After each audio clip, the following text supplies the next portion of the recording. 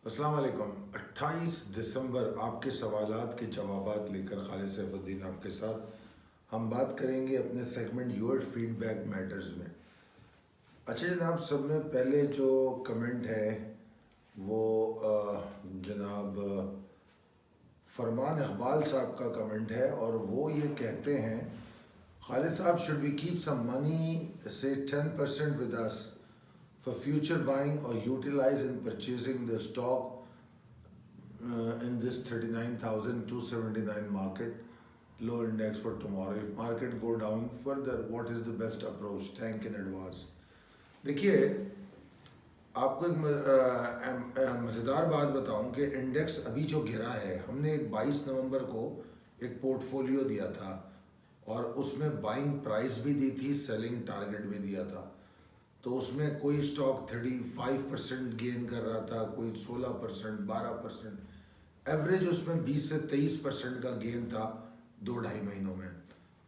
वो जो स्टॉक हमने दिए तो उसमें जो बाइंग प्राइस दी थी हमने, तो वो बाइंग प्राइस 22 नवंबर को हमें नहीं मिल रही थी, इवन नवंबर में नहीं मिल रही थी।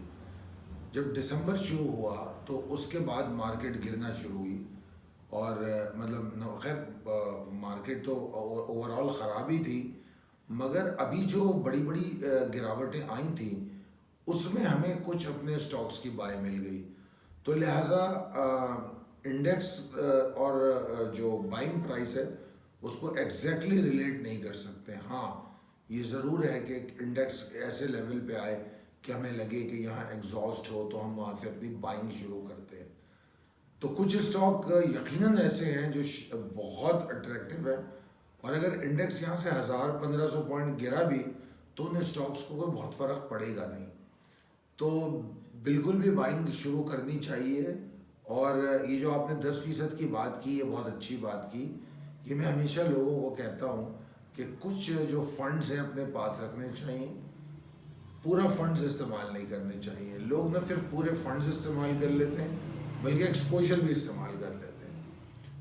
अगर फ़र्ज़ कीजिए आपने यहाँ पे 90% बाई किया हुआ है, 300 पॉइंट मार्केट गिरी है, 400 पॉइंट, आपने 10% और बाय कर लिया, उसके बाद 300 पॉइंट मार्केट और गिरी, तो आपके पास उस वक्त जगह है कि एक्सपोजर को यूज़ किया जाए। अगर पहले से एक्सपोजर यूज़ कर लेंगे तो जब मार्केट गिरेगी तो सौदे काटने पड़ेंगे, मज़ीद बाइंग नहीं होगी।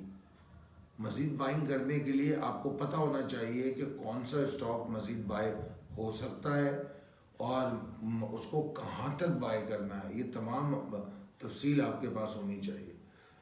अगला कमेंट है फिर फरमान इकबाल साहब का, खालिद साहब, PNSE it fluctuates between 95 to 117 इन दिसंबर।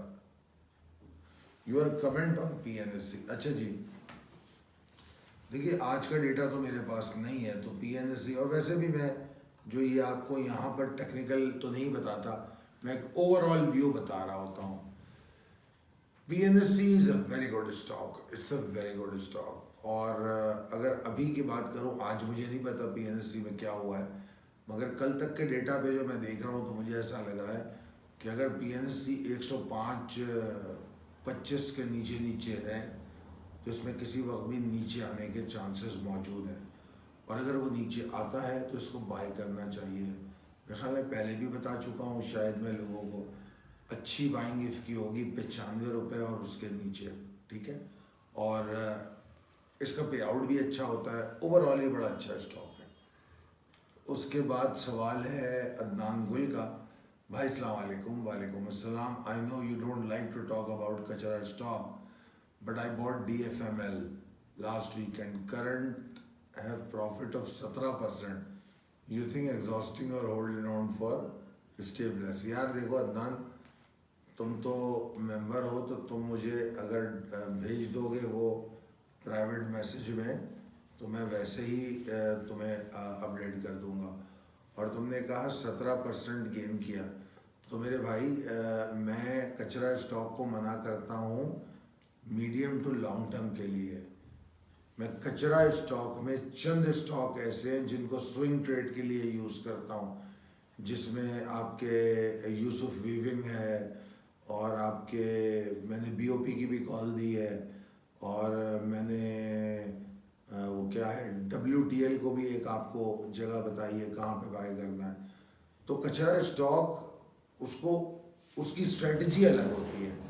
मैं उसके ख़िलाफ़ इसलिए हूँ कि अगर कोई उसके पास 10 लाख रुपए हैं और वो 8 लाख रुपए का कचरा आइटम उठा के बैठ जाए तो मुझे अफसोस होगा मुझे कि इतने अच्छे अच्छे आइटम पड़े हैं और वो 80% कचरा स्टॉक उठा रहा है। कचरे स्टॉक के लिए अपने पोर्टफोलियो में फंड एलोकेट कीजिए। 10 लाख का अकाउंट है, 2 लाख साइड में रख दीजिए कि इस पे मैं कचरा आइटम उठाऊंगा। और कचरा आइटम शॉर्ट टर्म एंट्रीज के लिए उठाना चाहिए। क्यों इस हफ्ते हमने हैस्कॉल में नहीं, सिर्फ एक दिन में ज़बरदस्त मूव बनाई है, टारगेट भी अचीव किया है, ठीक है ना। तो मैं देता हूँ, कोई मसला नहीं है, मगर बहरहाल अच्छा। अब आपने DFML की बात की है और DFML मैं एक नज़र उसको चाहूँगा कि मैं आज भी देख लूँ क्या किया है उसने, ताकि आपको सही अपडेट दे सकूँ मैं। DFML आज 13 रुपये 65 पैसे पे क्लोज हुआ है, 1480 का हाई बनाया है। तो इट इज़ ओवर नाउ मेरे हिसाब से, क्योंकि अगर आप देखें तो 1480 का उसने हाई बना लिया, ठीक है, और क्लोजिंग क्या दे रहा है 1365 की। तो मेरे ख्याल में आज आपको निकलना चाहिए था या स्टॉप लॉस ट्रेल करना चाहिए था। अगर आपने स्टॉप लॉस ट्रेल नहीं किया है तो आपने बहुत बड़ी गलती की है, बहुत बड़ी गलती की है। जितना जल्द मुमकिन हो निकल जाइए। 12.50-35 तक तो ये सीधा सीधा आ जाएगा। 12.35 तोड़ दिया तो फिर तो गया, ठीक है ना, फिर मज़ीद नीचे जाएगा। कचरा स्टॉकों में ये ख़ास बात होती है ये चलते भी ऐसे ही हैं और गिरते भी ऐसे ही हैं। बॉन्ड फॉर यूज कहते हैं, अस्सलाम वालेकुम खालिद साहब, please let us know which is the best stock to invest in long term, PSO या ATRL। ऑब्वियसली PSO, क्योंकि ATRL में रिफाइनरी पॉलिसी के झगड़े चल रहे हैं, तो PSO ज़्यादा बेहतर है मेरे हिसाब से। और अगला कमेंट है इस्लाम लर्निंग साहब का, नाइस वीडियो खालिद भाई, थैंक यू। राना अजमत ने शुक्रिया अदा किया है, बहुत शुक्रिया।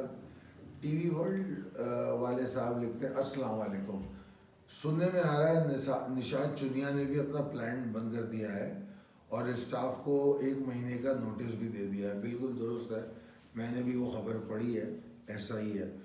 तो जाहिर बात है कि ओवरहेड एक्सपेंसेस को एटलीस्ट कम करने की कोशिश करेंगे, वरना कंपनी बेचने से बेहतर है कि कंपनी को कुछ अरसे के लिए शट डाउन कर दिया जाए। तो उनका सही फैसला है। हाँ, मुल्क में और आम आवाम के लिए परेशानी होगी, मगर बहरहाल कारोबारी हैसियत से एक दुरुस्त फैसला है। तो मैंने भी सुना है ये निशात चुनिया के बारे में, आप दुरुस्त कह रहे हैं। तो बहरहाल ये टोटल कमेंट है आज के। आपके जैसे जैसे सवाल होंगे कोशिश करूँगा उसके जवाब दूँ। बहुत शुक्रिया मुझे सुनने का। आखिरी स्लाइड जो हमारी आपके सामने आ रही होगी वो आप देख लें। ये न्यू ईयर ऑफ़र जो हमारे टीम लेकर आई है, ये बहुत शानदार ऑफ़र है।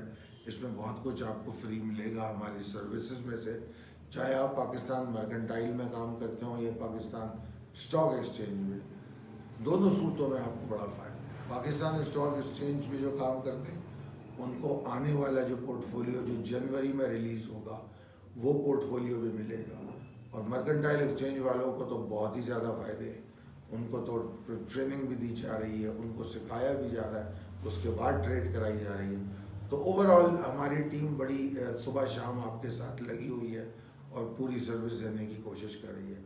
फ़ायदा उठाइए इसका। बहुत शुक्रिया। अल्लाह हाफ़िज़।